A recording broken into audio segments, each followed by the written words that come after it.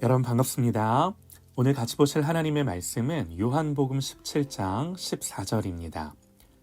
내가 아버지의 말씀을 그들에게 주었사오매 세상이 그들을 미워하여 싸우니 이는 내가 세상에 속하지 아니함 같이 그들도 세상에 속하지 아니함으로 인함이니이다. 아멘. 선거를 앞두고 나라를 위해 어떻게 기도할 것인가? 6번째 묵상. 오늘도 말씀을 가지고 이 주제로 우리 하나님의 말씀 듣겠습니다. 우리는 때때로 하나님 나라와 세상 나라를 혼동하는데요. 주님의 제자들이 그러했었고 또 교회의 역사 속에서 적지 않은 사람들이 이 주제를 가지고 오해했었고 오늘 이 시대를 사는 우리도 얼마든지 그럴 수 있는 거죠.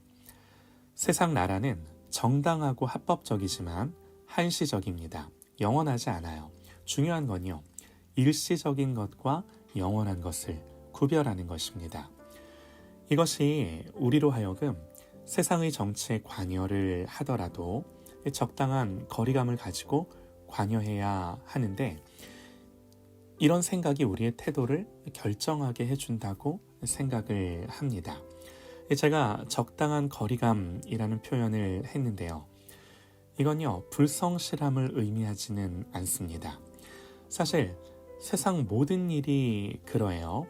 우리는 세상에 속한 그 어떤 일도 영원하고 계속될 것처럼 여기지 않습니다. 이런 구별이 명확할 때 세상 나라와 하나님 나라에 합당한 가치를 부여하게 되고 또 겸손과 온유함과 오래 참음으로 서로가 서로를 용납할 수 있는 거죠.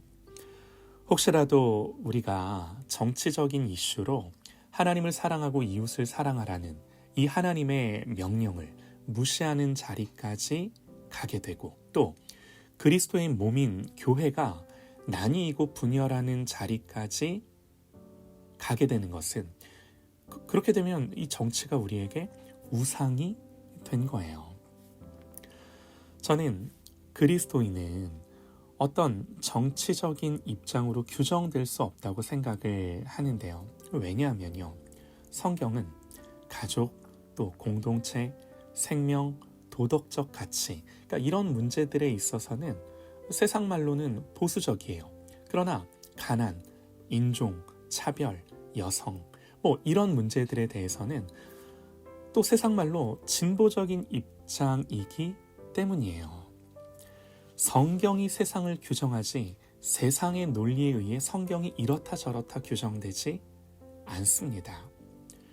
우리는 그리스도인으로서 어떤 정치적인 성향을 가질 수 있고 또 어떤 정당을 지지할 수 있어요. 나아가 정치에 적극적으로 참여할 수 있고 또 직업 정치인이 얼마든지 될 수도 있습니다.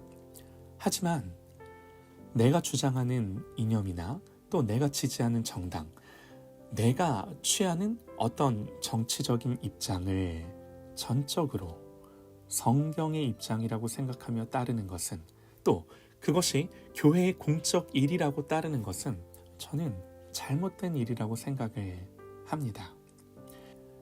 우리는 하나님을 나와 같은 보수주의자일 거라고 생각을 하거나 또는 나처럼 진보주의자일 거야 이렇게 이제 오해하지 않아야 한다는 거죠. 하나님은 우파도 좌파도 아니십니다. 그야말로 우리는요, 성경적 관점을 가져야 하는데요. 민감한 예를 하나 들어볼게요. 가령 낙태와 동성애는 이 그리스도인들에게 매우 중요한 이슈인데요. 낙태와 동성애에 대한 성경적, 기독교적 입장은 분명합니다.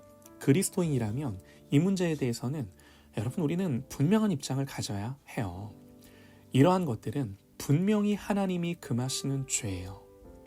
그러나 하나님은 노아 언약을 통해 세우신 그 일반 나라, 시민 정부에 요구하시는 것이 뭔가? 그건요, 정의를 시행하는 거고요. 또 사회적으로 약자들을 향한 이 배려나 긍휼도 무시될 수 없는 중요한 가치죠.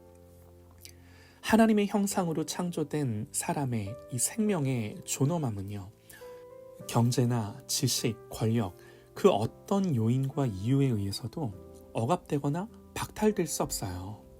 그리스도인은 하나님이 중요하게 여기는 가치를 발견한 사람이에요. 하나님의 관점을 가지게 된 사람이에요. 보세요. 우리는 동성애를 분명히 반대하지만 여러분들 다 아시는 것처럼 저들을 어떻게 사랑할 것인가 하는 문제는 여전히 남죠. 그래서 이 문제는 절대로 쉬운 문제가 아니에요. 그래서 우리는 지혜가 필요하고 기도해야 하고 하나님이 전적으로 개입해 주시고 역사해 주시기를 간구해야 할 것입니다.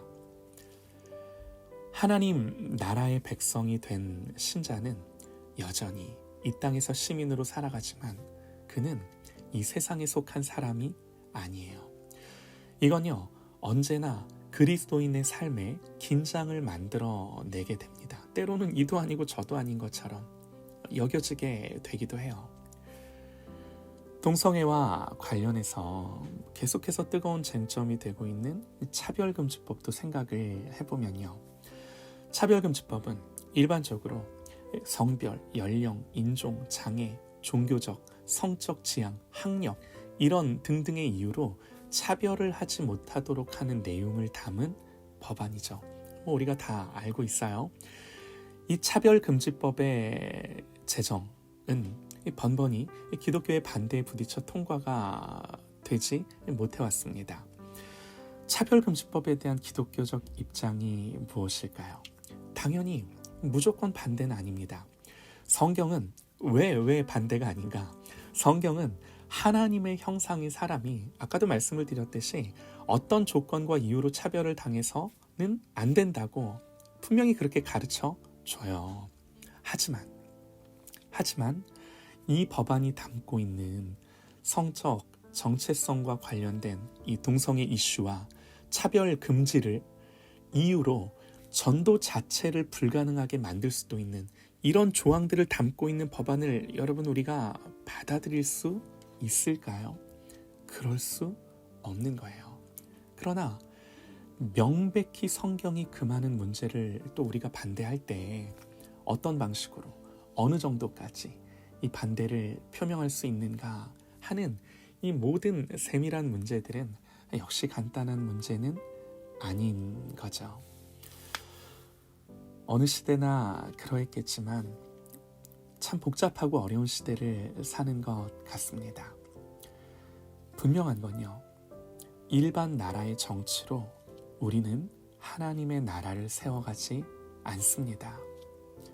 국가와 정부가 자기 역할을 감당하도록 기도하며 시민으로서 노력하는 것은 당연하지만 그리스도인이 일반 국가를 정치를 통해 하나님 나라로 바꾸는 것은 아닙니다.